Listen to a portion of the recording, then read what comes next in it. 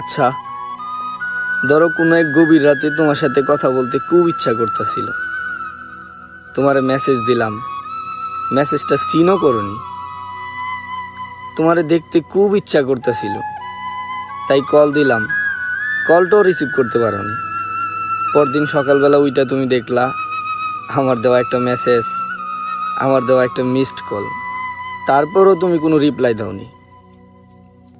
তারপর ফেসবুকে ঢুকলা, ফেসবুকে ঢুইকা স্ক্রল করতে করতে করতে করতে হঠাৎ আমার বন্ধুর দেওয়া কোনো একটা পোস্ট তোমার সামনে আসলো, আর সেইখানে আমার একটা ছবি দেওয়া, আর সুন্দর করে ক্যাপশনে লেখা, আমাদের ছেড়ে এভাবে চলে যাবি বন্ধু কোনোদিন ভাবতে পারিনি। ভালো থাকিস বন্ধু, দোয়া করি আল্লাহ যেন তোরে জান্নাতবাসী করে।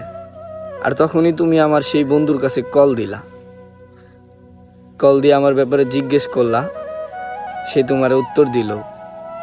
আমরা এইমাত্র তারে কবরস্থানে রাইখা চলে আসলাম, পারলে ওর জন্য দোয়া কইরেন। তারপর তোমার এই অনুভূতিটা কেমন হইব আমার না খুব জানতে ইচ্ছা করে, একটু বলবা?